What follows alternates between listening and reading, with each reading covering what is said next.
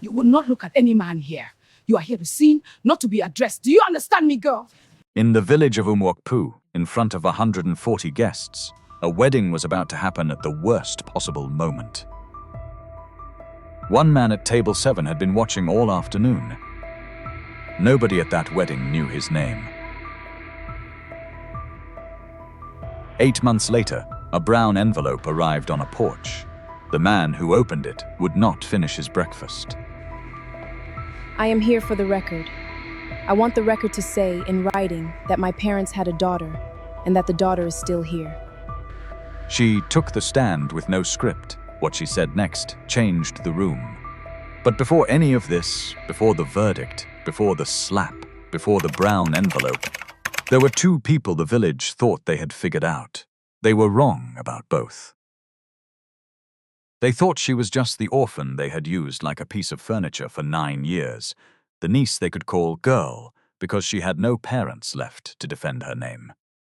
They thought the quiet man who showed up in Umuokpu village on a 2008 Bajaj motorbike was a small NGO volunteer who would leave when the rainy season ended.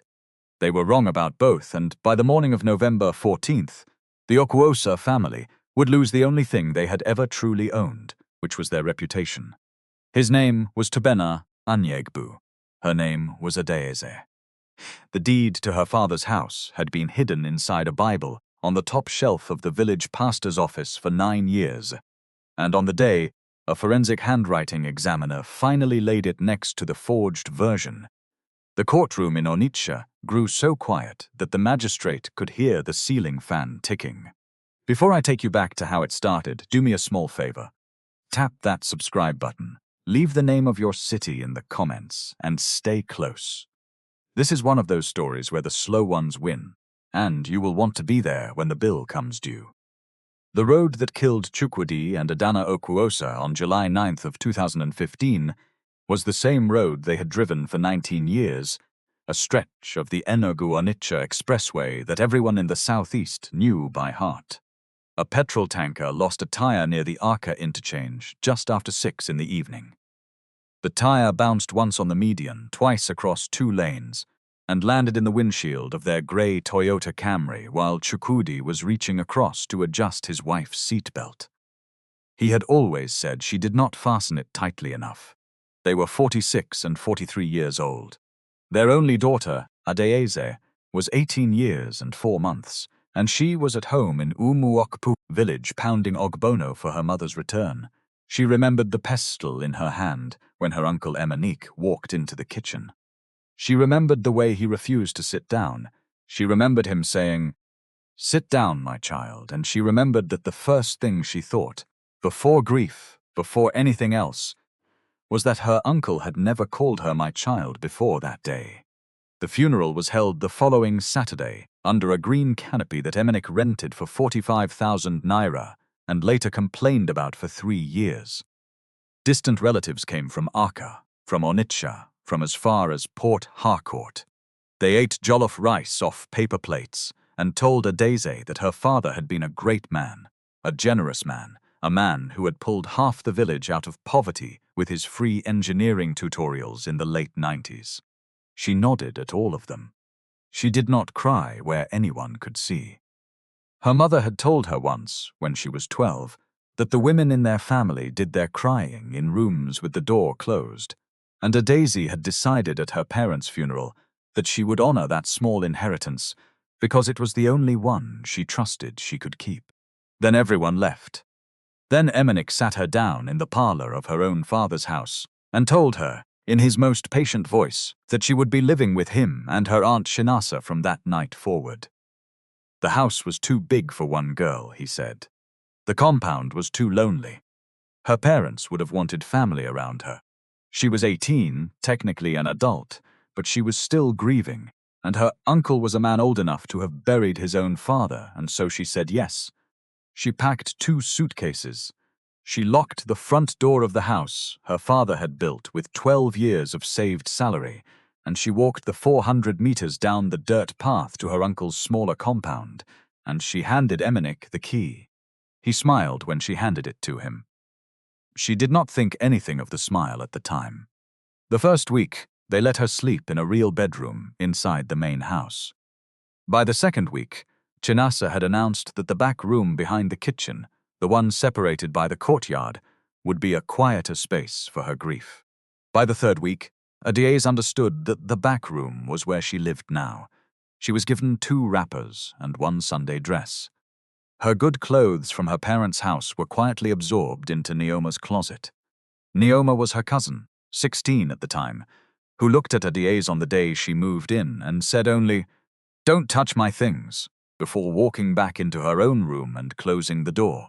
On the 4th Saturday after the funeral, Emily came into the kitchen carrying a stack of papers tied with brown twine. He set them on the table next to where Adaeze was stoking the cooking fire under a pot of egusi. "Adaeze," he said, "your father kept old documents he no longer needed.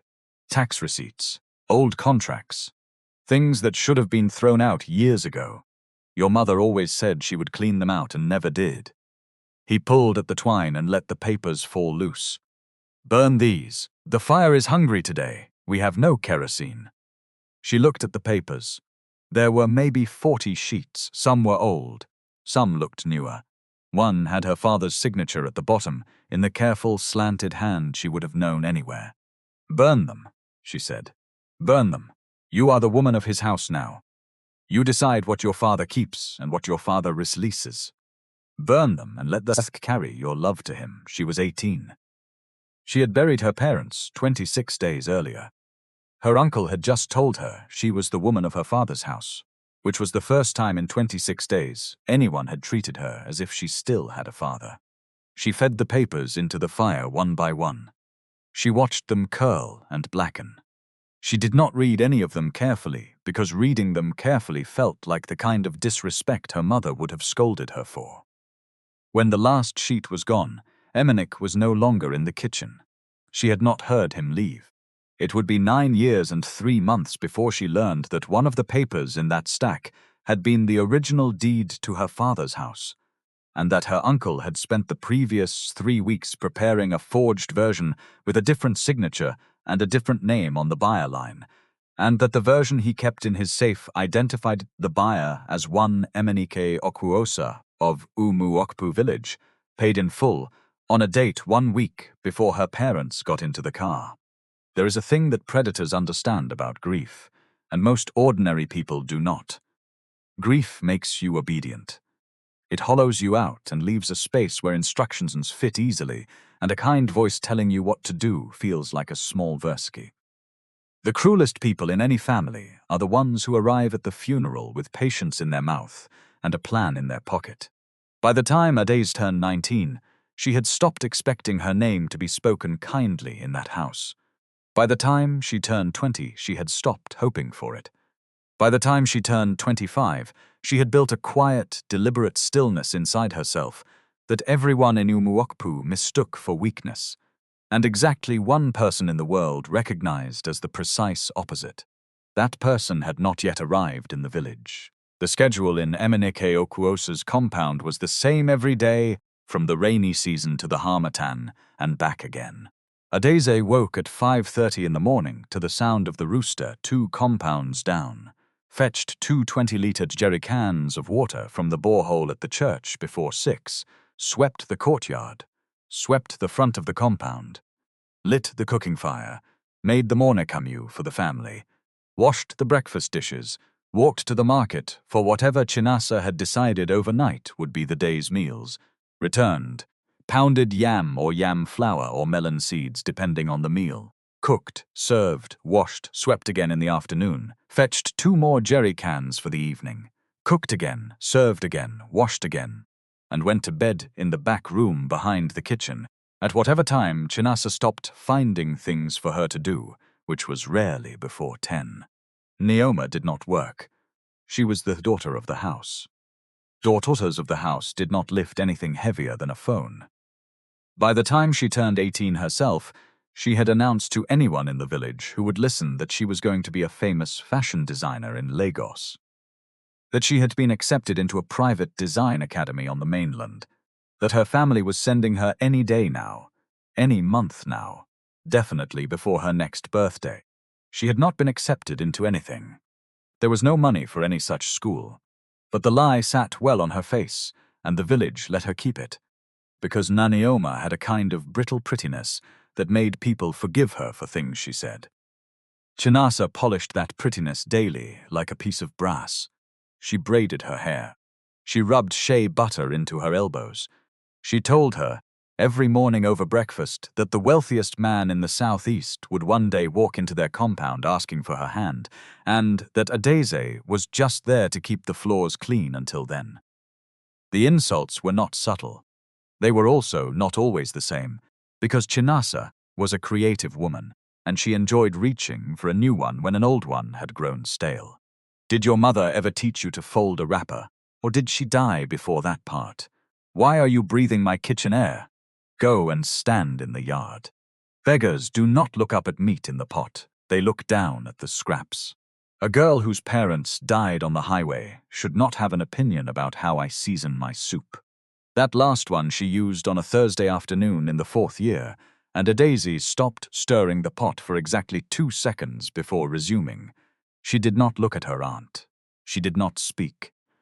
She turned the wooden spoon 5 more times through the agusi, lowered the heat, wiped her hands on the rag at her waist, and walked out of the kitchen into the back courtyard, where she stood for 1 minute looking up at the mango tree her father had planted before she was born.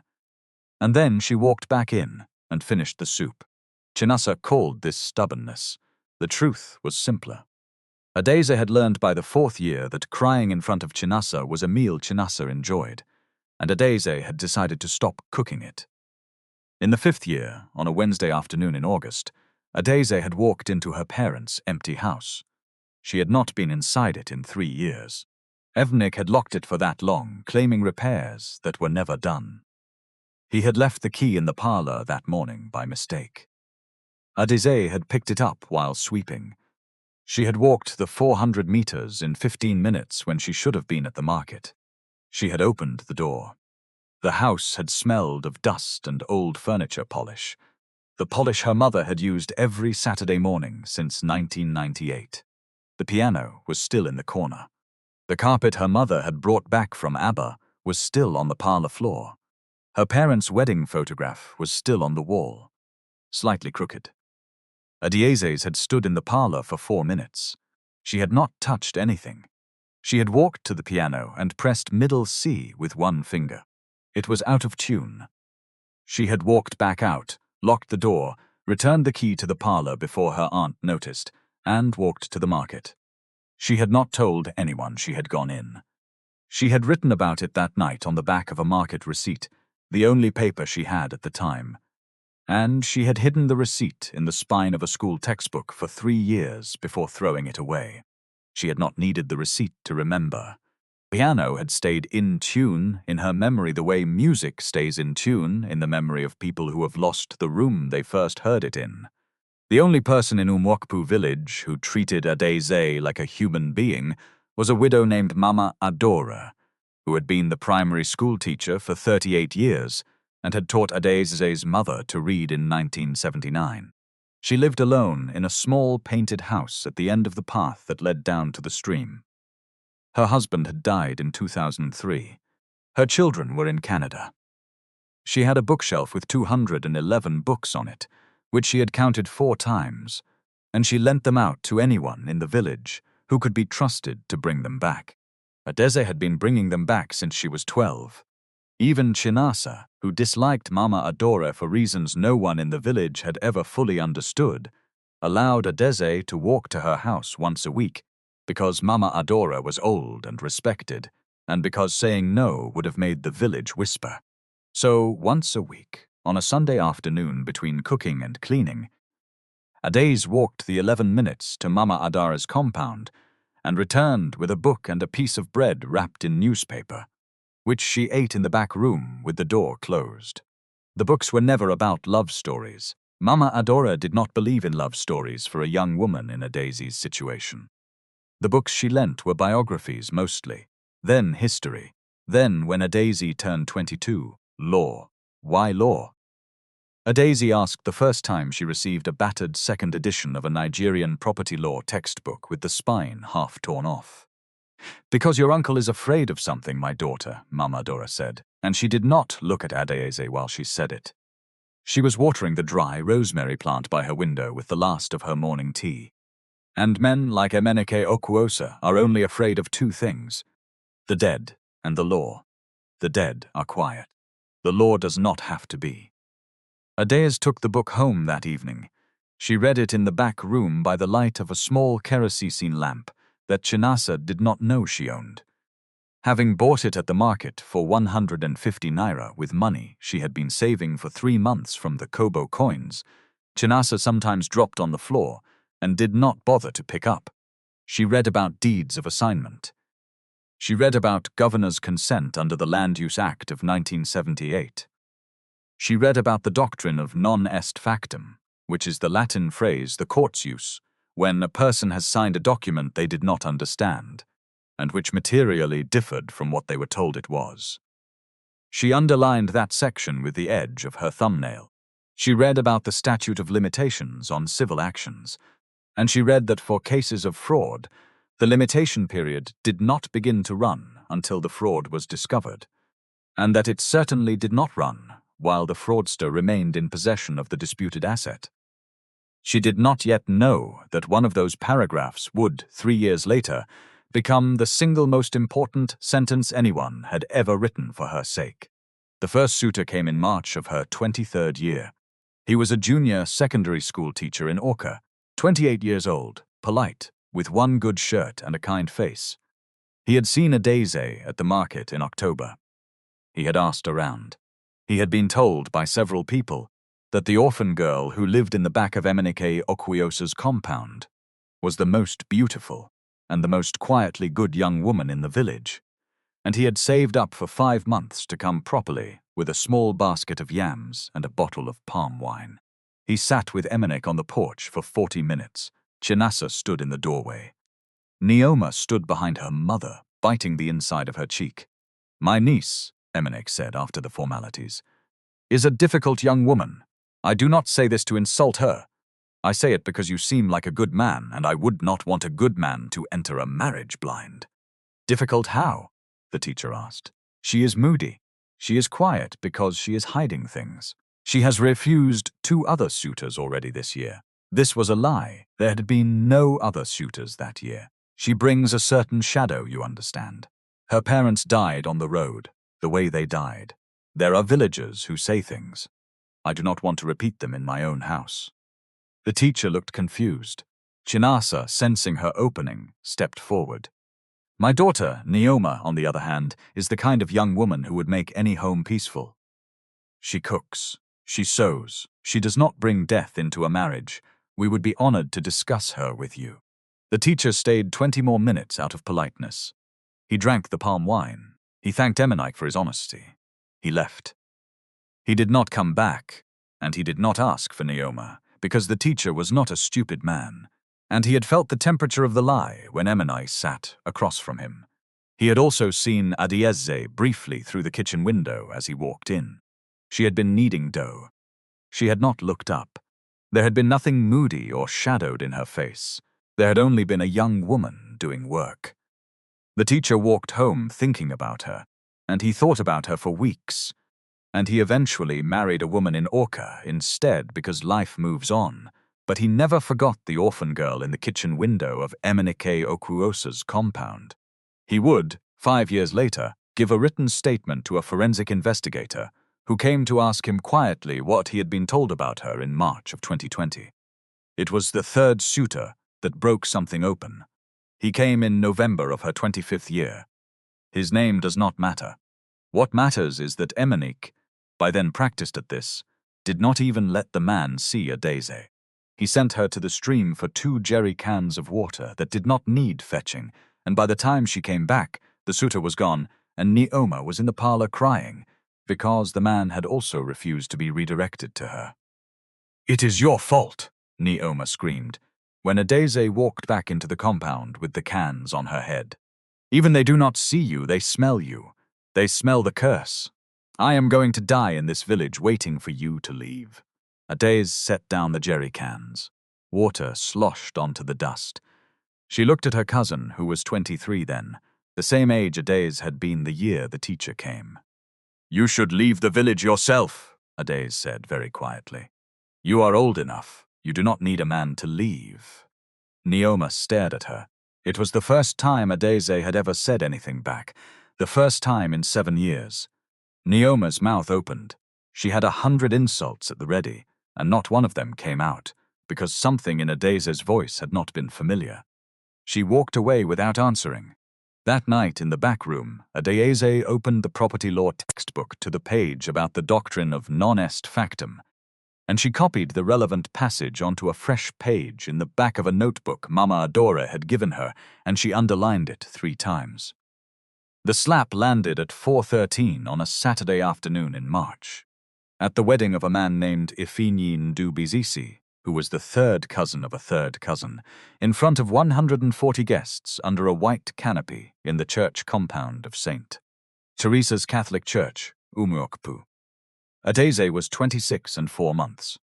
She would later remember the exact age, because the wedding had fallen on the day before her cousin Nenioma's 24th birthday, and Chinasa had been in a sour mood since dawn about who exactly the village would be looking at under the white canopy. Adaeze had been brought along to serve drinks. Chinasa had been clear in the cooking yard that morning. Adaeze was not a guest. She was a tray-bearer. She would not sit, she would not eat until the family ate. She would not look at any man, not the groom, not the brothers of the groom, not the dogs that wandered through the canopy, because to look up would be to invite shame upon the family that had so generously taken her in. The tray was heavy. The palm wine kept sloshing. She had been on her feet for 3 hours when she walked past table 7, where 5 men sat eating jollof rice, and one of them, a quiet man in a simple blue shirt who had been drinking only water all afternoon, made eye contact with her and gave her, almost without movement, the smallest acknowledgement of her existence. He did not smile. He did not speak. He inclined his head perhaps 2 degrees. He returned to his water. It was the smallest thing. She would not have remembered it, except that Chinasa, standing 6 meters away with a glass of zobo, had been watching her niece's every step, and Chinasa had seen the small inclination of the head, and Chinasa had seen Adaeze's almost imperceptible answering nod, and Chinasa had then walked across the canopy in a straight line, and she had slapped Adaeze across the face with enough force to split the corner of her mouth on her own wedding ring. The tray did not fall. That was the thing Adaeze was proudest of afterward, when she thought back on the moment. The tray did not fall. She kept the palm wine upright. The guests at the 4 nearest tables stopped talking. The bride, sitting on her white plastic chair on the raised platform, turned her head sharply. The pastor, who was conducting the introductions, paused in mid-sentence. "You will not look at any man here," Chinasa said, in a voice loud enough for at least 30 people to hear, and quiet enough that the rest of the canopy could pretend they had not heard. "You are here to serve, not to be seen, not to be addressed. Do you understand me, girl?" "Yes, ma'am," Adaeze said. She did not raise her hand to her mouth. She did not look at the man at table 7 again. She walked very carefully to the next table, and she poured palm wine for an old man who was looking at her with something like horror, and she said, "Good afternoon, sir." And the old man said, "God forbid," and he did not drink his palm wine, and Adaeze walked on to the next table, and the next. The man at table 7 was Tobena Anyagbu. He had been in Umwokpu for 9 days. He had come to the wedding because he had heard, through his network, that Adaeze would be working it. He had wanted to see her in person before he approached her. He had not expected to watch her be struck in public. He sat at table 7 for 45 more minutes after the slap. He drank no more water. He ate no more rice. He watched Adaeze work the rest of the canopy, with the small split at the corner of her mouth slowly drying into a thin, dark line. He listened to Chinasa explain to the woman next to her, in a voice that traveled, that the girl had been raised by them since the death of her parents. That the girl was ungrateful, that the girl was difficult, that the girl was being taught a lesson, and that the girl would learn. He left the wedding without speaking to Adaeze. He drove the 2008 Bajaj motorbike back to the room he was renting from the village pastor for 8,000 naira a month, and he sat on the edge of the small mattress and he made one phone call. "Ikenna," he said. "I am here," said the voice on the other end. "We are going. Begin the filing process Monday morning. I want subpoenas in their hands by the end of the year." He hung up. He did not move for a long time. Then he picked up the small notebook he had been carrying in his back pocket for 9 days, and he wrote down everything Chinasa had said at the canopy, word for word, including the exact time, including the exact number of guests, including the fact that the bride had paused and looked, and the fact that no one in the white canopy had stood up to stop a grown woman from striking a girl with a wedding ring. There is a particular cruelty that flourishes in plain sight, not the dramatic cruelty that ends in screaming. The other kind, the slow kind, performed in front of 140 people who all look away because looking away is easier than knowing what to do with what they have seen. That afternoon under the white canopy, the village of Umuokpu became, for a few seconds, a witness to something it would not act on. A witness who does not act is not innocent. They are simply one more vote for the next slap. Adaeze learned that lesson at 26, but she had begun learning it at 18, and by 26 she could already feel that something in her had shifted, very quietly, in the direction of refusing to be the kind of person who looks away. 9 days before the slap, Tobena Anyaikbu had ridden a 2008 Bajaj motorbike into Umuokpu village from the direction of Onitsha. He was 31 years old. The motorbike was not his. He had bought it the previous Saturday at the spare parts market in Nkpor for 120,000 naira from a man who was retiring to his village in Imo State. The motorbike had a cracked headlight and a fuel gauge that had not worked since 2014. It was exactly what Tobena wanted, which was a vehicle that no one in Umuokpu would associate with money. He was wearing a plain blue work shirt, denim trousers worn at the knees, and a pair of leather sandals he had owned for 6 years. The watch on his wrist was a Casio he had bought at the market for 2,500 naira. Inside the small canvas bag strapped to the back of the motorbike, he carried 3 notebooks, a Bible, a basic Nokia phone that worked only for calls and text messages, and a single envelope sealed with brown tape.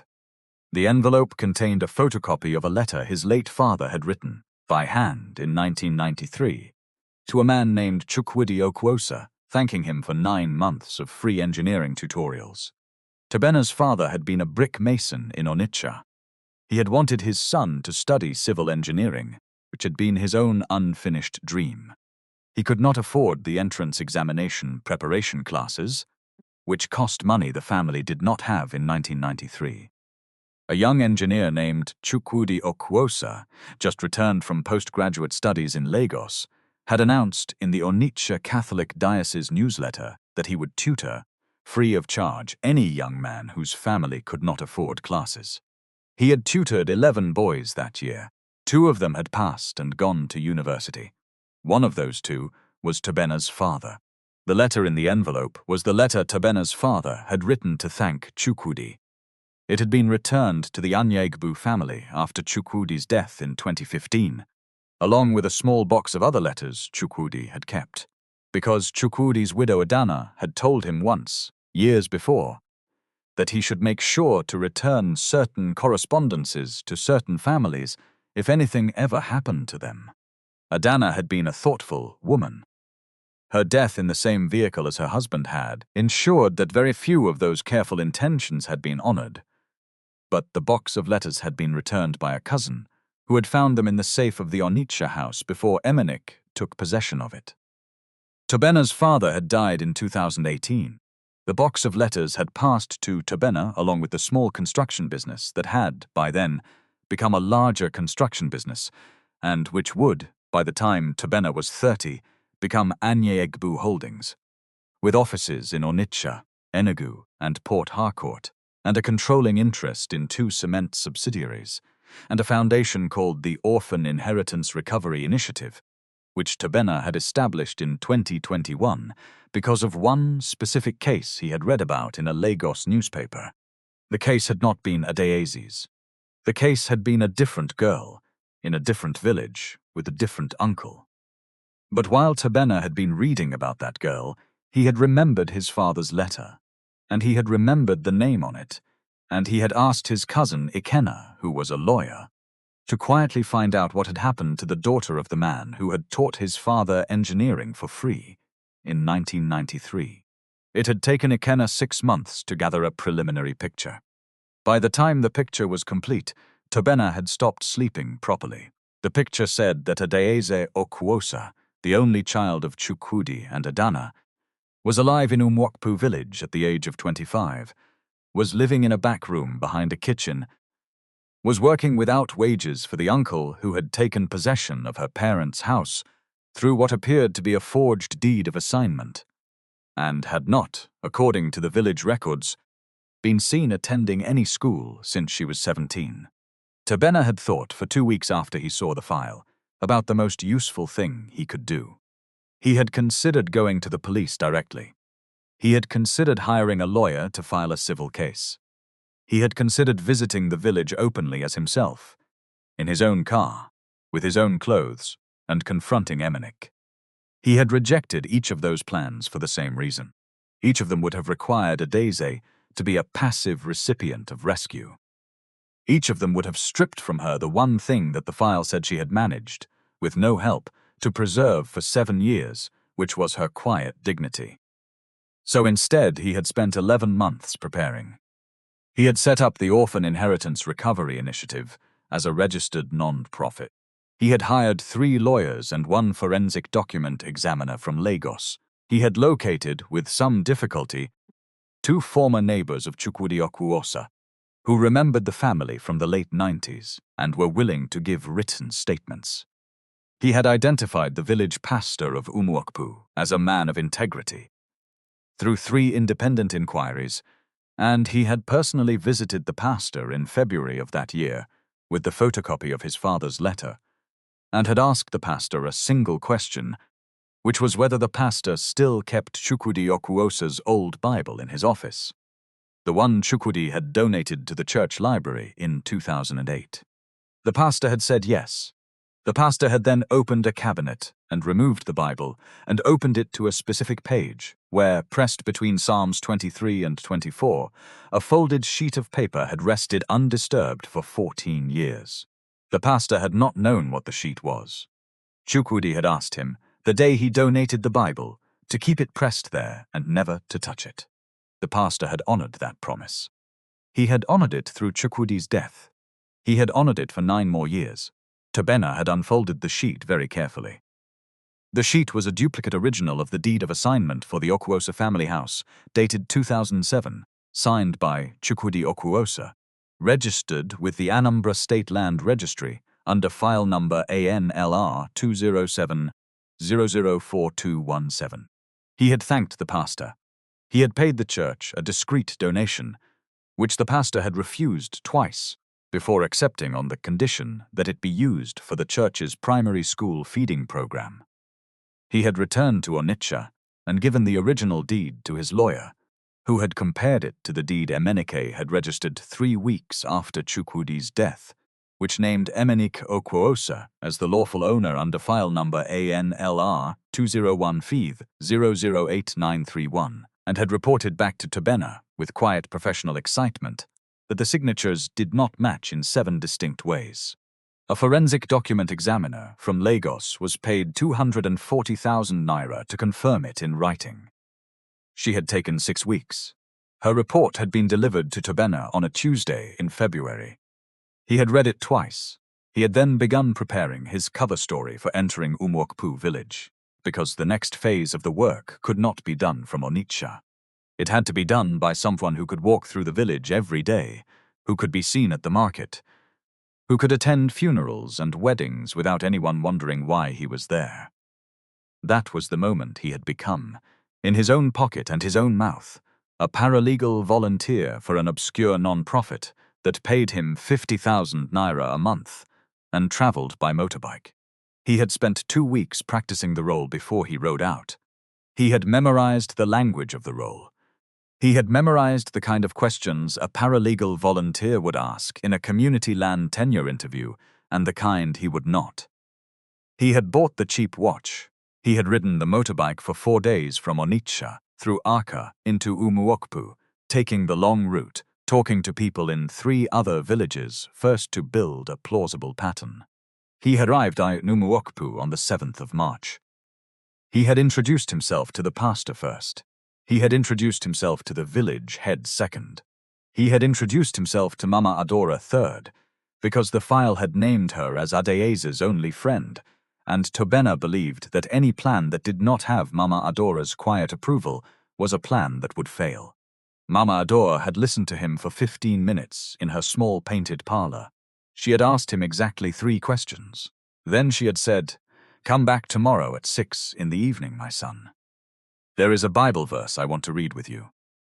He had come back the next evening. She had read him Isaiah 1:17.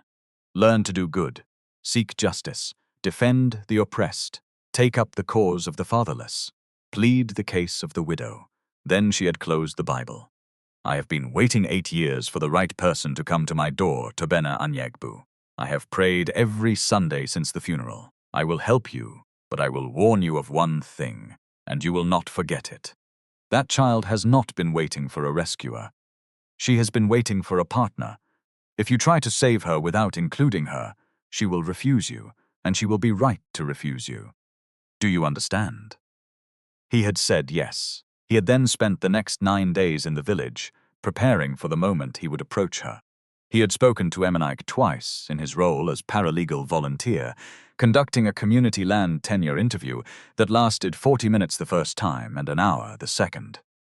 Emenike had bragged, on both occasions, about his various properties. Tobena had taken notes. Tobena had also turned on a small recording device in his shirt pocket, which Nigerian law permits with the consent of any single party to the conversation, that being Tobena himself, and which had captured Emenike saying, in his own voice, that the property at 14 Umuokpu Road had been purchased from his late brother Chukwudi in 2007 for 8 million naira cash. There was no record anywhere in any Nigerian bank of Emenike having had access to 8 million naira in 2007 or any year before it. There was no record of any such payment to Chukwudi. The forged deed Emenike had registered claimed the property had been transferred as a gift within the family, which contradicted what he was now saying to a stranger in a blue shirt with a notebook on his lap. On the 9th day, Chinasa had slapped Adaeze under a white canopy at 4:13 on a Saturday afternoon. Tobena had decided in the next 45 minutes that he was done preparing. The first time Adaeze actually spoke to Tobena was 3 days after the slap. He arranged it carefully. He did not approach her directly. He walked to Mama Adora's house at noon on Sunday, when Adaeze typically came to return a book, and he was sitting on the porch when she arrived. She stopped at the gate. She looked at him. She looked at Mama Adora, who was peeling pears in a basin. "Adaeze," Mama Adora said, "this is Tobena. He is the paralegal volunteer everyone has been talking about. I have asked him to read with us today." Adaeze did not move. "Good afternoon, sir," she said. "Good afternoon," Tobena said. He did not stand. He did not bow. He treated her the way a man treats a person whose afternoon is being interrupted, which is to say, with mild apology. "Mama Adora said you have been reading her property law book. I work with people in your situation. I can answer questions if you have any." She looked at him for a long moment. "My situation," she said. "Yes. What do you know about my situation?" He took a breath. He had thought for 9 days about how to answer this question.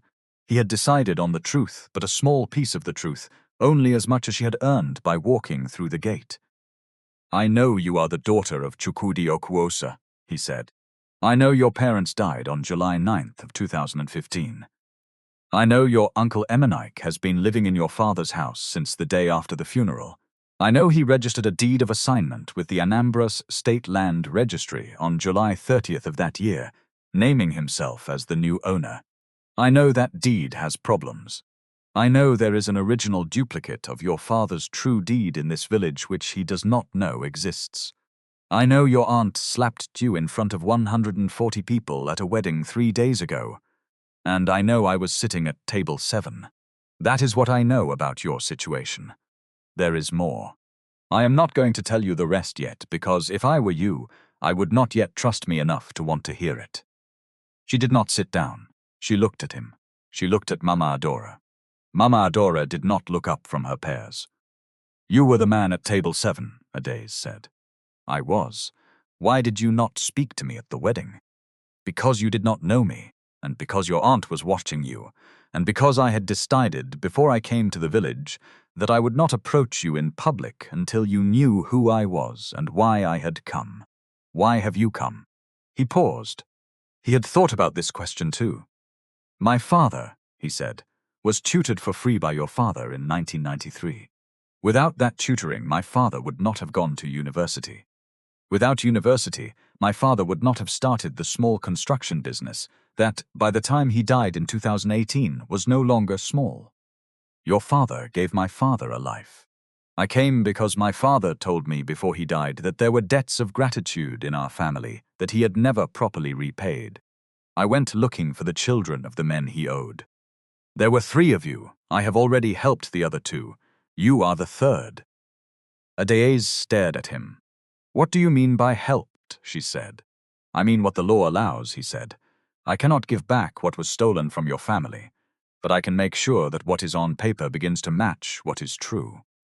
If you would like. And if I would not like, then I will leave Umuokpu next Friday, return to Onitsha, and continue my work without you. You owe me nothing. I am offering. You are something. She was quiet for a long time. The sound of Mama Adora's knife against the pear was the only thing in the courtyard. A goat in the next compound bleated. A boda passed on the road. Mama Adora, Adaeze said, do you trust this man? Mama Adora looked up from her pears. I trust him today, my daughter. I do not yet promise tomorrow. But today, in this hour, yes, I trust him. Adaeze sat down on the second step of the porch. What is the first thing, she said, that you need from me in order for us to begin? Tobena almost smiled. He did not let himself. Your full name on a piece of paper, he said. Your date of birth. The names of your parents. The location of any documents you remember signing since the funeral. And, if you have it, a sample of your own handwriting from before your parents died. A school exercise book. A letter. Anything. Your handwriting then will not match the handwriting of any signatures your uncle may have forged in your name since. She looked at him. How did you know my uncle has forged things in my name? Because that is what men like your uncle do. I have seen 61 cases. He will have forged at least 2, probably more. She nodded slowly. I have an exercise book from secondary school. From Form 4, my biology notebook. He let me keep it because it had a picture of a frog on the cover and he thought I was sentimental. Bring it to me Friday afternoon, to Mama Adora's house. We will not be seen at any other location. Do you understand why? Yes. And Adaeze. Yes. The slap at the wedding, the thing your aunt said about you, the way the village pretended not to hear. I want you to know that I am not here because I felt sorry for you that afternoon. I am here because I have been preparing for 11 months. The afternoon at the wedding did not start this. The afternoon at the wedding ended my willingness to prepare any longer. Those are different things. I want you to know which one I am. She looked at him for a long time. I know which one you are, she said. She stood up. She went into Mama Adore's house. She came out 15 minutes later with a book she had borrowed 3 weeks before, and she walked back toward Emenik's compound, and she did not look behind her, and she did not need to, because she could feel without looking that the man on the porch was already gone. The next 4 months would later, in Adaeze's memory, run together into a single corridor of long, quiet hours and short, specific moments. She continued to live in the back room behind Emenik's kitchen. She continued to wake at 5:30, to fetch water, to pound yam, to absorb Chinasa's daily insults, to walk to the market, to walk home. Externally, nothing changed. Internally, she was no longer the same person who had walked to Mama Adora's gate on the Sunday after the slap. She was a person with a notebook. The notebook lived under a loose floorboard beneath her bed. In it, she wrote down, by candlelight, every fragment of evidence she had gathered or could remember. The conversation about burning papers in the kitchen in August of 2015. The specific phrase her uncle had used about being the woman of her father's house. The dates of 3 suitors and the lies told to each. The names of villagers who might have seen things they had not yet been asked about. The day in 2017 when Emenike had begun building a small extension onto her father's house, and the day in 2019 when he had sold one of her father's farmlands to a man from Arca for 2 million naira, which he had spent on a generator and a new motorbike for Nenioma and 3 bottles of imported wine. She wrote in small, careful letters. She wrote with the kind of attention her mother had taught her to give to mathematics homework, which was the attention of a person who believes that the work itself, properly done, is its own protection. She met Tabena every Friday at 4 in the afternoon at Mama Adora's house, for 1 hour and 45 minutes.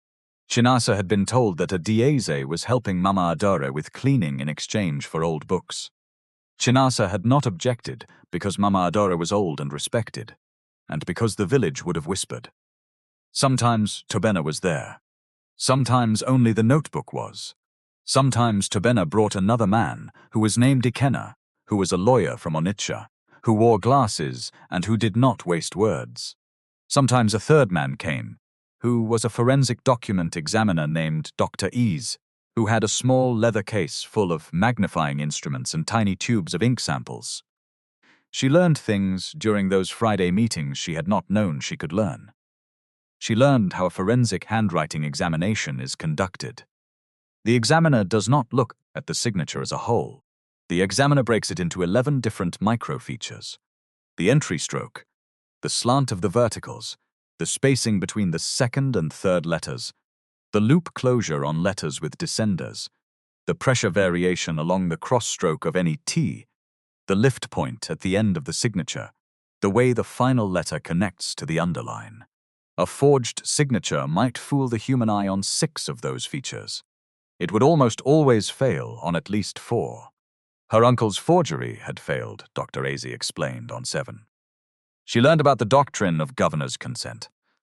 Under Section 22 of the Land Use Act of 1978, any transfer of land in Nigeria requires the consent of the state governor to be legally binding.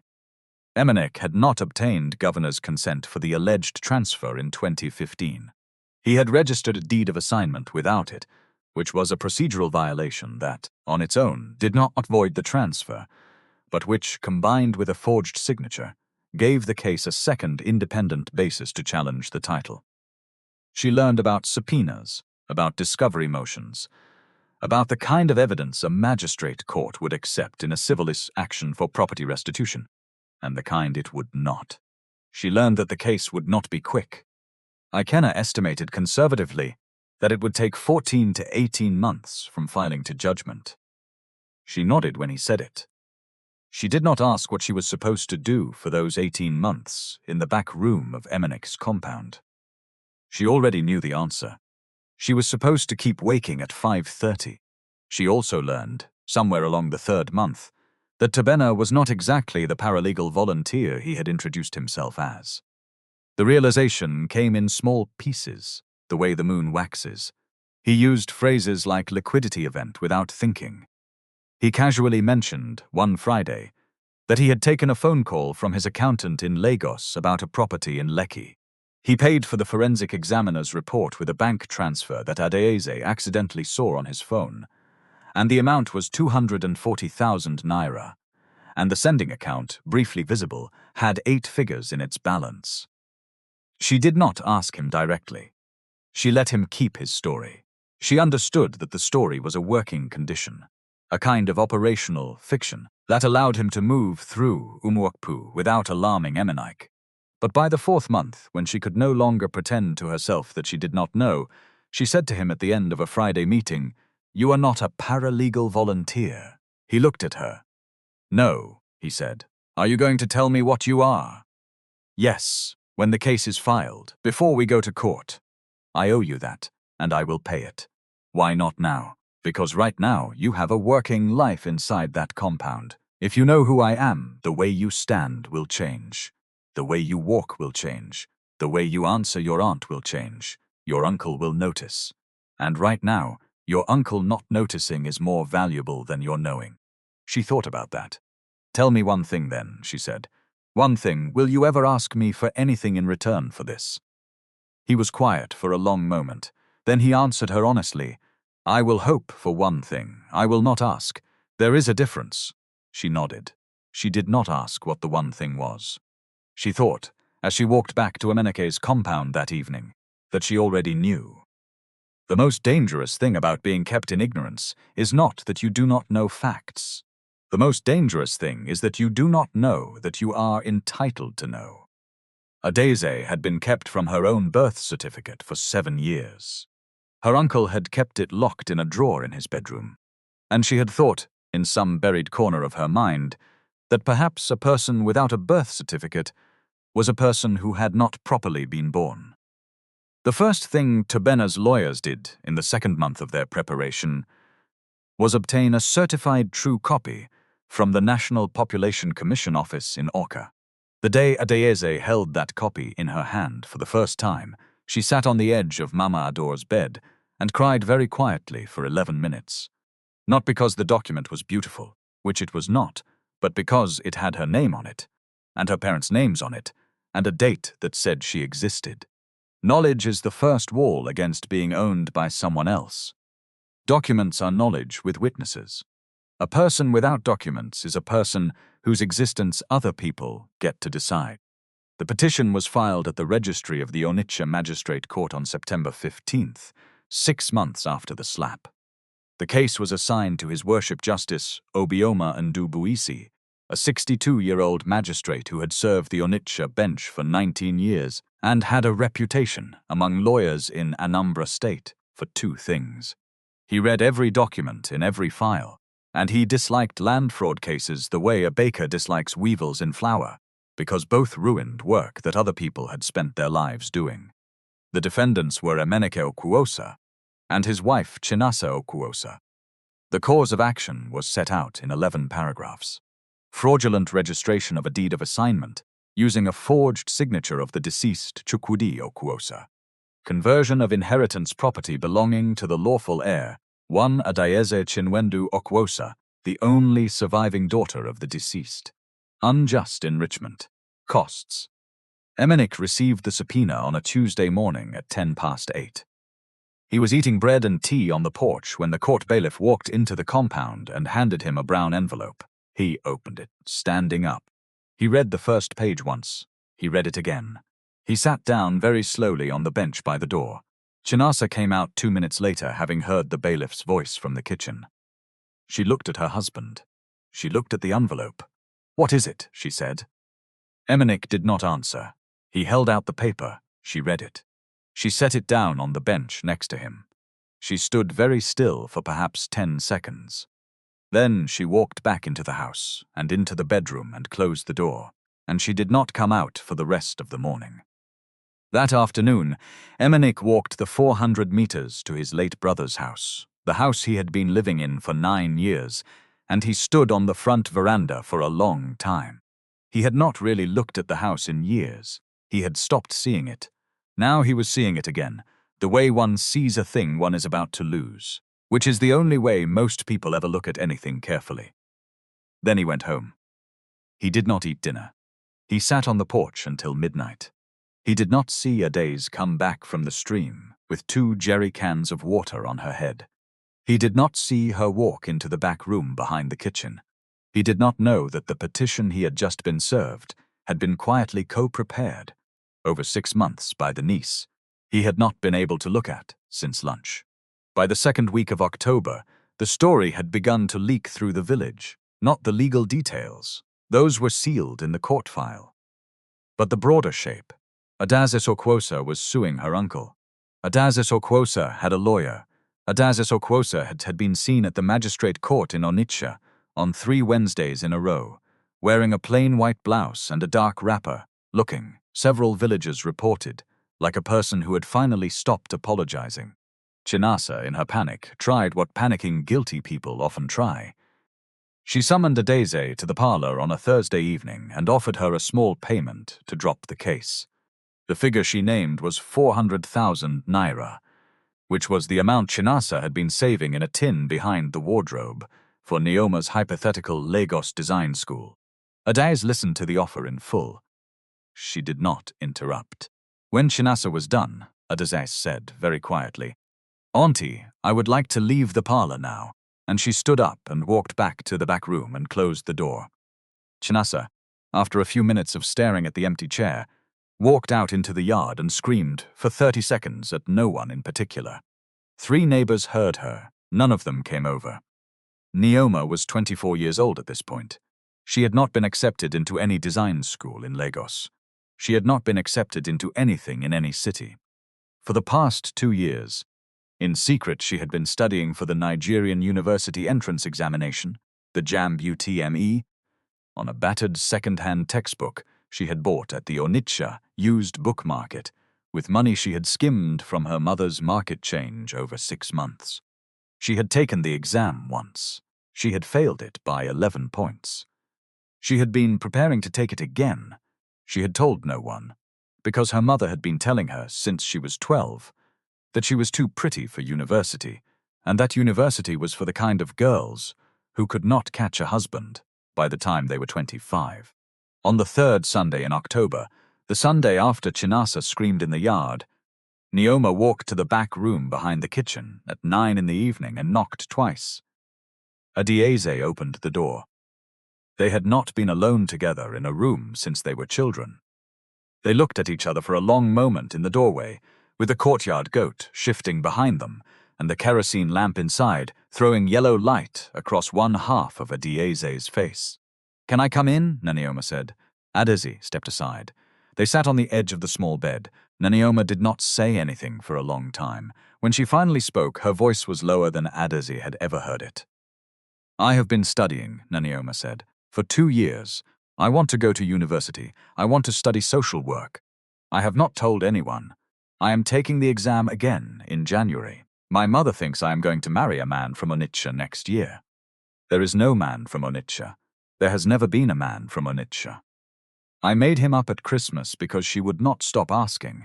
I have been lying for 30 months. I do not know how to stop." Adaeze looked at her. "Why are you telling me this?" she said. "Because they served you papers," Neoma said. "I saw to the bailiff. I read the petition. My father left it on the table. I read it twice, and I know what they did. I knew when I was 19. I have known. I have known the way one knows about a thing in one's own house that one does not have the courage to look at directly. I am 24. I am tired of not having the courage. I want to give a statement to your lawyer. I will testify. I do not want anything from you except to be allowed, after this is over, to leave this compound and not come back." Adaeze did not answer immediately. She studied her cousin's face in the lamplight, the same face she had looked at across cooking pots for 9 years, the same face that had hissed at her at the wedding and at 3 suitor visits and at countless dinners. The same face that had also, she remembered now, looked away when Chinasa slapped her under the white canopy. Not the look of approval she had seen on the others who looked away, a different look. Adaeze had not understood it at the time. She understood it now. "I will speak to my lawyer," Adaeze said. "Thank you," Neoma said. She stood, she walked to the door, she stopped with her hand on the frame. "I am sorry," she said, "for 9 years. I will not ask you to forgive me. I am only asking you to let me be useful before it is too late to be useful." Adaeze sat on the bed after the door closed. She looked at the wall for a long time.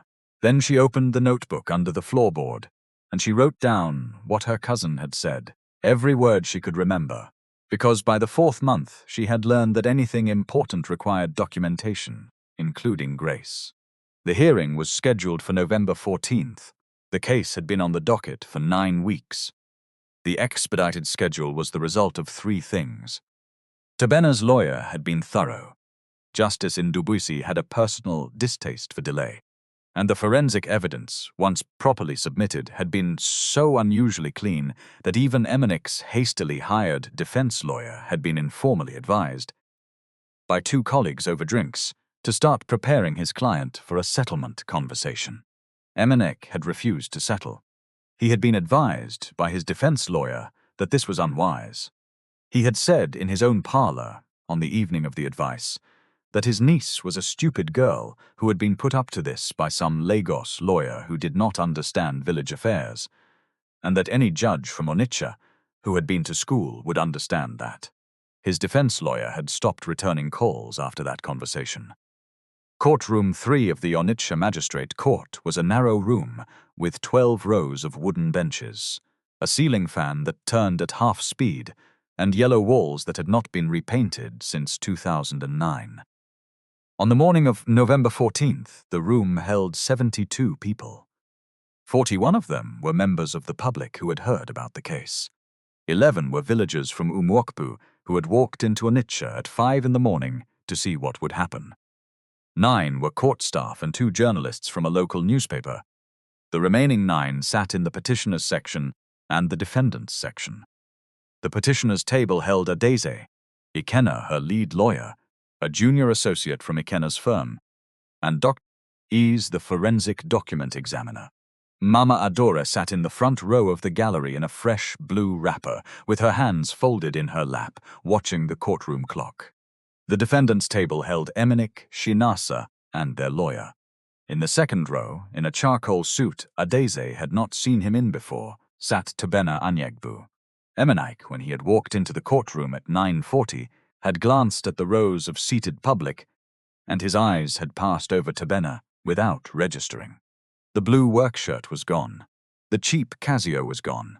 The 2008 Bajaj motorbike was 300 kilometers away in an Anyegbu Holdings storage yard in Enugu, sold the previous week to a young apprentice for a discount. The man in the second row was wearing a watch he had purchased in Geneva in 2022 for the equivalent of 14 million naira, and he was, in every visible way, a different man from the paralegal volunteer Emanek had given 2 interviews to in the spring. Justice Ndubuisi entered at 10:02. The bailiff called the court to order. The matter was identified. The pleadings were read. Both parties were given the opportunity to make opening statements, which Ikenna kept to 4 minutes, and which Emeneki's lawyer kept to 6. Then the petitioner began calling witnesses. The first witness was Dr. Adaeze. He testified for 38 minutes.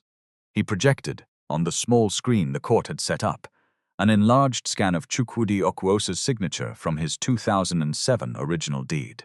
Then he projected, beside it, an enlarged scan of the signature on Emenek's 2015 registered deed. He walked the court, slowly and clearly, through 7 specific differences. The entry stroke on the C of Chukwudi began at a different angle. The downstroke pressure on the K was visibly heavier on the forged version than on the original. The connection between the second and third letters was a loop on the original and a hook on the forgery. The terminal flourish at the end of the surname Okwuosa had a counter-clockwise spiral on the original, and a clockwise one on the forgery. The pressure decay pattern on the underline was inconsistent on the forged version with any of the 11 other authentic samples Dr. Adaeze had analyzed.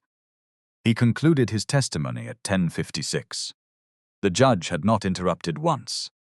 The second witness was a representative from the Anambra State Land Registry, who confirmed under oath that the original 2007 deed-bearing file number, ANLR 2007-004217, existed in the registry archive, that it had been quietly cross-referenced 6 months earlier at the request of an Onitsha law firm, and that no governor's consent had been on file for the 2015 transfer registered by the defendant. He read out the relevant sections of the Land Use Act of 1978 in a flat, unhurried voice. He left the stand at 11:18. The third witness was a senior recording technician from the Onitsha branch of Anyegbu Holdings, who authenticated 3 audio files from the recordings Tobena had taken in March, established the chain of custody, and confirmed the timestamps. The defense lawyer objected to admission of the recordings on grounds of consent. Justice Ndubuisi listened to the objection. He then read into the record the relevant provision of the Nigerian Communications Act regarding one-party consent. He overruled the objection. The recordings were played, The first was 4 minutes long. In it, Adaeze's voice could be heard clearly, saying that he had purchased the property at 14 Umuokpu Road from his late brother Chukwudi in 2007 for 8 million naira cash. The second was 2 minutes long. In it, Adaeze's voice repeated the claim, with a slightly different price. The third was 90 seconds long. In it, Adaeze, in answer to Tobena's polite question about whether the transaction had been formalized through governor's consent, said, "Why does one need governor's consent when one is dealing with one's own brother?" The defense lawyer asked for a 5-minute recess. It was denied. The fourth witness was Neoma Okwiosa. She walked to the stand in a plain yellow blouse she had ironed herself that morning.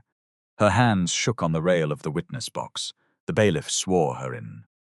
She gave her full name and her age. She said in a steady, quiet voice that she had been 23 at the time of the events she was about to describe, that she was 24 now, that the defendant was her father, that the petitioner was her cousin, and that she was testifying because she was tired of being a person who had known and not spoken. She testified for 41 minutes. She described the day in 2015 her father had sat in the parlor with a stack of papers and explained to her mother, in her hearing, that they would not be returning her cousin's documents. She described the day in 2017 her father had bragged at dinner about having extended the original house for his own use. She described the 3 suitors. She described the wedding slap. She described the conversation in which her mother had told her, when she was 19, that the orphan girl in the back room was the only thing standing between Neneoma and a wealthy marriage, and that her job, as a daughter of the house, was to make Adaeze's life unpleasant enough that she would eventually run away. By the time Neoma finished, Adaeze was no longer making eye contact with anyone. Chinasa was crying very quietly into a handkerchief. The defense lawyer was reading a single sheet of paper over and over. Justice Ndubuisi looked at the petitioner's table. "Counsel for the petitioner. Is there one further witness?" Ikenna stood. "Yes, your worship. One further. Mr. Tobena Anyegbu." Tobena stood from the second row. He walked to the witness stand. The bailiff swore him in. He gave his full name. "Mr. Anyegbu," Ikenna said. "For the record, please describe your professional affiliation." "I am the Chief Executive Officer of Anyegbu Holdings, a private limited company registered in Lagos State in 2019. I am the founder and chairman of the Orphan Inheritance Recovery Initiative, a non-profit foundation registered with the Corporate Affairs Commission in 2021.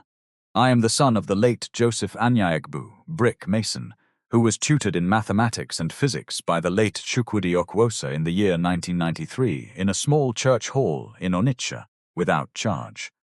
The courtroom did not gasp. The courtroom had been quiet for 2 hours by then. But several people, including the magistrate, looked up sharply. "Mr. Anyegbu, please confirm whether, between March 7th and November 1st of this year, you resided in Umuokpu village under the cover of a paralegal volunteer with the Orphan Inheritance Recovery Initiative." "I did." "And please confirm whether the defendant Emenike Okwosa, during that residence, was aware of your true identity." "He was not." "Why did you adopt the cover?" "Because the case file required field-level evidence collection that could not be conducted in my own name. Because Mr. Okwosa, had he known who I was, would not have given the 2 recorded interviews he gave. Because Miss Adaeze Okwosa was at the time living in a circumstance where my open arrival in the village would have placed her in immediate physical danger, and because I did not wish to introduce myself to her as a benefactor. I wished to introduce myself to her as a person." "Are you a benefactor, Mr. Anyegbu?" "I am a debtor, counsel. Whatever financial resources I have committed to this matter are partial repayment of a debt my father incurred in 1993, and which my father instructed me, before his death in 2018, to seek out and honor.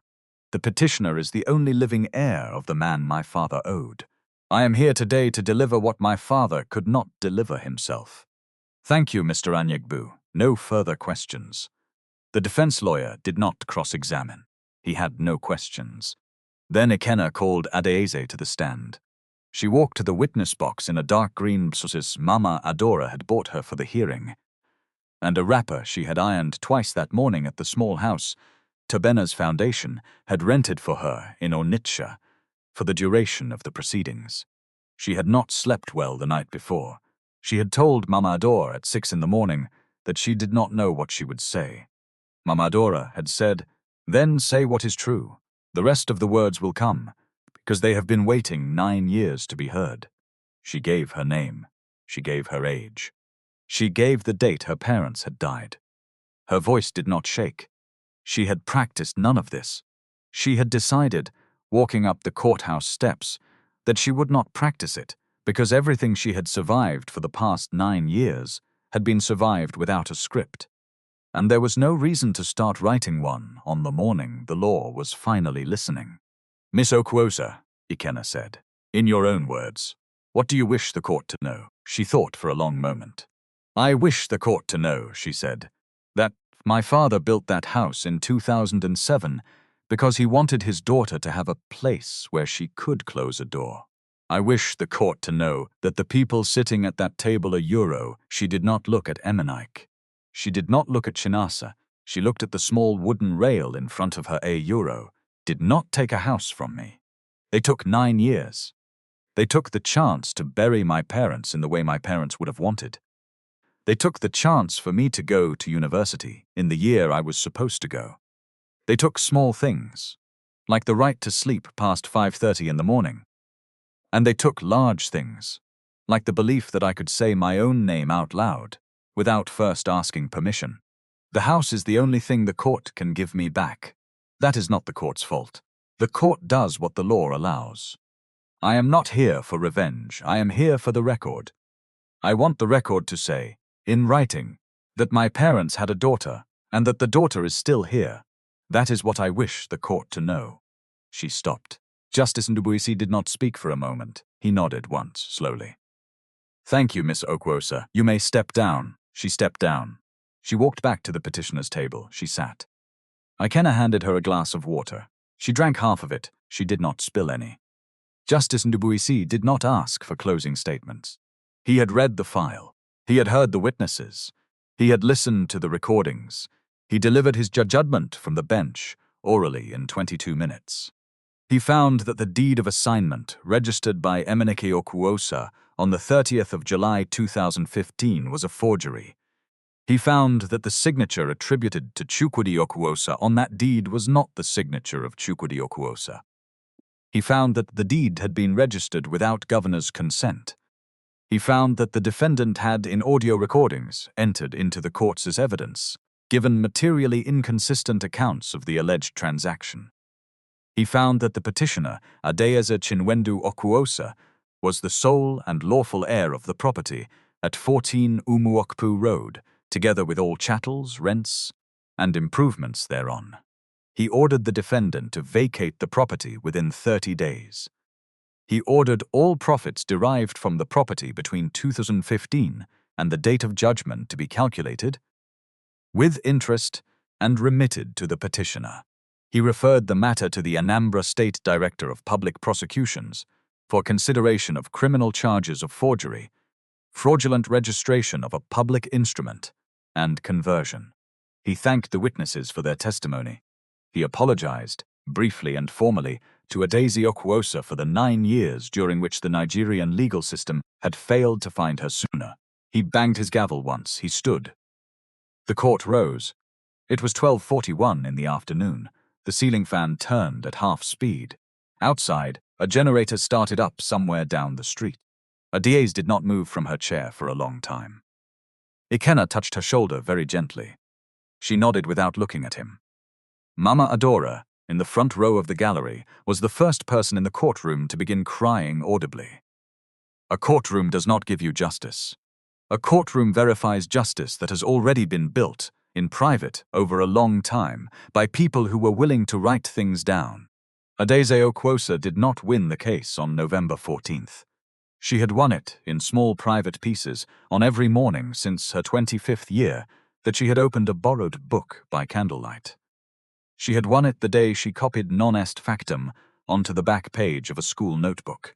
She had won it the day she sat on the edge of Mama Adora's bed, holding her own birth certificate. The court only acknowledged what had already been true. Eminique and Chinasa moved out of the house at 14 Umuokpu Road on the 12th of December, 2 days before the 30-day deadline. They moved into a small two-room house at the eastern edge of the village, which Eminique had actually owned, legitimately, since 2003, and which had been rented out for the past 9 years to a fishmonger. The fishmonger had been given 2 months' notice. The house had a tin roof, a working pit latrine, and 1 electric outlet that worked when the power was on. It was not luxurious. It was not a punishment. It was simply the house Eminique had owned before he had become a thief. The village watched the move. Several neighbors helped. Several did not. A few stood at their gates with their arms folded. On the morning of December 15th, Adaeze walked the 400 meters back up the dirt path she had walked down at the age of 18 carrying 2 suitcases. She walked alone. She did not bring anyone with her. She unlocked the front door of her father's house with the key the court bailiff had given her in a small brown envelope. She stepped inside. The house was dusty. There were stains on the walls Chinasa had not bothered to clean. There were small chips in the door frames that had not been there in 2015. The mango tree in the backyard was larger than she remembered. The kitchen was where the kitchen had always been. Her mother's piano, which Eminique had not been able to sell, was still in the corner of the parlor, slightly out of tune, missing 2 keys. She walked through every room. She did not cry. She had done her crying in a back room over a period of 9 years, in many quiet rooms with the door closed, and she did not have any left to do in this house. She sat for a long time at the kitchen window. She made herself a small cup of tea from a packet of leaves she had brought in her bag. She drank it slowly. Tobena did not come that day. He had not come on any day since the verdict. He had sent 1 short message to her on the morning of December 1st, which said only, "The house is yours. I will be in Onitsha. Come when you are ready. There is no schedule." He had not contacted her since. She slept in her old bedroom that night. She woke at 5:30 out of 9 years of habit. She did not have to fetch water. She lay in bed for 10 more minutes, which was the longest she had stayed in a bed for any morning since 2015, and she watched the ceiling. The decision about Emenike and Chinasa was not made quickly. Ikenna had explained the options. Adaeze could press for criminal prosecution. The DPP would almost certainly accept the referral. Emini could plausibly be looking at 3 to 7 years in Onitsha maximum security prison. Chinasa, depending on what could be proven, could be looking at 1 to 3. Or, Ikenna had said, she could decline to press criminal charges, in which case the matter would remain a civil one, the property would be restored, and her uncle and aunt would walk free. Adaeze had taken 9 days to decide. She had spoken to Mama Adora. She had spoken to Father Ifini at the village church. She had spoken to a counselor at the Onitsha Catholic Diocese, who specialized in cases of restorative justice. She had thought, alone, for many long hours under the mango tree at night. She had decided on a third option, which was not a thing the Nigerian legal system formally recognized, but which the parties could agree to privately, with documentation witnessed by lawyers on both sides, enforceable through civil contract. Emenike would work for 10 years as the daytime caretaker of the building she planned to establish in her father's house, which she would name the Chukwudi and Adana Okwosa Center for the dignity of orphan girls. He would be paid the legal minimum wage. He would not handle money beyond his own salary. He would report daily to the center's director, who would not be Adaeze. He would have no decision-making authority. He would, every working day for 10 years, see in the children of that house an echo of the niece he had stolen from. Chinasa would teach cooking, sewing, and household skills to the older girls at the center, 3 days a week, for the same 10 years. She would receive a small stipend. She would not give orders. She would not raise her voice. The first time she did, the agreement specified, the arrangement would be terminated and the criminal referral would be made. Nanioma would not be required to participate in any way. Adaeze, instead, would establish a scholarship in her cousin's name at the University of Nigeria, Nsukka, which Neoma had quietly applied to and been provisionally accepted into pending the results of her January UTME, and which Adaeze had been told by her own lawyer she had no obligation to fund. She decided to fund it anyway.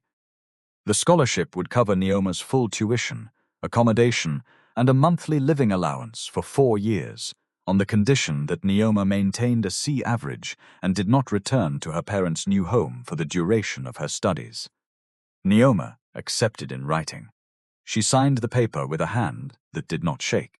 Adaeze signed the agreements herself in Ikenna's office in Onitsha on the 18th of December.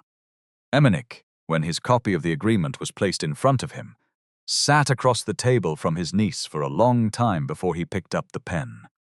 He looked at her, he looked at the paper, he looked at her again. He had not spoken to her directly since the morning he had handed her papers to burn in 2015. 9 years and 4 months. "Why?" he said. Adaeze looked at him. She did not answer for a long moment. "Because prison," she said, "would let you stop being responsible, and I do not want you to stop being responsible. I want you to be responsible, every day for the next 10 years, in a building filled with girls who look like I looked. That is not mercy, uncle. That is the closest thing to repair that the law allows me to give. Take it, or do not." He took it. He signed. The Chukwudi and Adana Okwosa Center for the Dignity of Orphan Girls opened in May of the following year. It had 31 beds. It had 3 full-time teachers, a nurse who came twice a week, a small library of 284 books, a kitchen large enough to feed 40, and a counselor on staff who had been trained in trauma-informed care at the University of Ibadan. The center accepted girls between the ages of 12 and 17 on referral from local social welfare offices on the death or incapacity of their parents. Adaeze was not the director. She had decided, after thinking carefully about what she had read in the property law textbooks about conflict of interest and proper governance, that the director should be someone with formal qualifications and personal stake in the case. The director was a 38-year-old social worker named Mrs. Adaeze, who had worked for 9 years at a children's home in Enugu and who had been hired through a proper search committee. Adaeze served on the board. She also taught, twice a week, a class for the older girls on a topic she had asked Ikenna to help her develop, which was titled Documents and the Law. What every young woman should know before she trusts an uncle. It was the most popular class the center offered. Mama Adore attended the opening. She sat in the front row in a wrapper she had been saving for 30 years for a happy occasion. She cried twice during the ceremony. She did not apologize for the crying. Emenik served lunch that day, in a white shirt and a black apron. He did not speak to any of the guests. He brought the rice. He brought the soup. He cleared plates. At one point, in the middle of the lunch service, one of the new girls at the center, who was 13 and had been at the home for 3 weeks, and did not yet know who Emenike was, asked him politely for a second helping of jollof. He served her a second helping. She thanked him. He continued working. Chinasa did not attend the opening.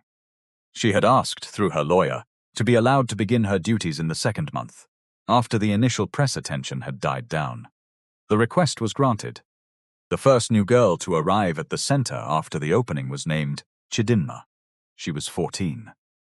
Her father had died of a stroke in March. Her mother had died of cervical cancer in July. Her uncle on her father's side had announced, 2 days after her mother's funeral, that she would now be living with him in Aba, and that her mother's house would be sold to pay for her school fees. A neighbor had called the social welfare office in Orca instead. The social welfare office had called Mrs. Ease. Chidinma arrived at the center on a Friday evening in June, in a borrowed dress, carrying a plastic bag with 2 T-shirts and her mother's church Bible. Mrs. Ease met her at the gate. Adaeze was on the porch, marking attendance for that day's afternoon study session. Chidinma looked at the building. She looked at the sign over the door. She looked at Mrs. Ease. She did not speak for almost a full minute. She was a girl who had learned in the past 4 months to wait before speaking because in her uncle's house speaking too soon had begun to cost her. "This is your house too, my daughter," Mrs. Adaeze said. "Nobody here will ever ask you to burn anything." Chidinma did not understand what the woman meant. She would not understand for some weeks. But she walked inside, and she put her plastic bag down on the bed she was assigned. And she slept that night for 10 hours, which was the longest she had slept since her mother had died in July. Adaeze watched her go in. She did not say anything. She made a small mark in her own notebook, the same kind of small notebook she had kept under a floorboard for 4 years. The mark was not a count. It was a date. She wrote next to it, in pencil, 3 words, "The first girl." Then she closed the notebook. Tabena attended the opening. He sat in the 3rd row. He did not speak. He left when the formalities ended. 2 weeks later, on a Saturday evening, he came to the house. He had called ahead. Adaeze had said yes. They sat under the mango tree in the backyard. The sun was setting. The house was empty. The center was a separate building. Adaeze had constructed on the eastern half of the property, with a separate entrance. He had brought nothing, no flowers, no gift. He sat across from her in a plain shirt, the kind he had worn when she had first known him as a paralegal volunteer, and he was quiet for a long time. "You have not asked me for anything," she said. "No. You said, in the 4th month, that you would hope, that you would not ask. I did. What do you hope for?" He looked at her for a long moment. "To stay," he said. She did not answer immediately. She looked up at the mango tree. The leaves were moving slightly in the late wind. A bird in the upper branches called twice and was silent. "I am 28 years old, Tabena," she said. "I have lived 28 years. For the first 18, I had 2 parents. For 9, after that, I had no one who treated me like a daughter or a niece or a person. I have been a person, in my own sense of it, for less than 1 full year. I do not know what I am yet. I do not know what I want yet. I do not yet know how to receive love from a man, because I did not learn that as a young woman, because I was sweeping a courtyard at the age when other young women were learning it. I am asking you to understand that. I am not asking you to wait forever. I am asking you to wait. How long? I do not know. Maybe a year, maybe more. I will tell you when I know. I will not make you guess. I will not make you wait without word. I owe you better than that, and I owe me better than that. But I need time, real time. Not the kind a person promises out of politeness." He nodded. "I can wait. You may not want to. Later. You may meet someone. You may decide that this is not worth what you imagined. I am giving you that permission now. I am not a person to be known. If you stop wanting to know me, you should leave. And I will not be angry. And I will not stop being grateful for what you did for me. Adaeze, yes, I have spent 11 months preparing to take down your uncle. I have spent 6 more months overseeing the case. I have spent 5 more months making sure the center opened correctly. I have known how to wait for a long time. I am very good at it. I am not going anywhere." She looked at him. She did not smile. She did not need to. "Then stay," she said. The bird in the upper branches called once more. The sun went behind the roofline of the main house. The kitchen lights had not yet come on. They sat for a long time without speaking, in the small remaining light, under the mango tree her father had planted before she was born. Before I close this story, let me speak to you for a moment, not as a narrator, but as a person who has watched these patterns appear in too many real families. The slow theft of an orphaned child's inheritance, the polite cruelty performed in front of witnesses who all look away, the lie that grief is the same thing as helplessness. These are not only Nigerian stories. They appear in every country I have read about, in any place where a young person has lost it who were meant to defend them. Laws differ from country to country, and so does enforcement. If you or someone you know is living under that kind of slow theft, or in a household where dignity is rationed out one humiliation at a time, please do not look for your way out in a comment section. Speak to a licensed legal aid clinic in your country, or, if you are in the United States, call the National Domestic Violence Hotline at 1-800-799-7233. I am not a lawyer. I am one storyteller who believes that nobody should live 9 years in a back room behind a kitchen before learning their own name belongs to them on paper. Keep your documents. Keep your dignity. Two people in a courtroom can spend 22 minutes undoing what 9 years of cruelty thought it had built forever.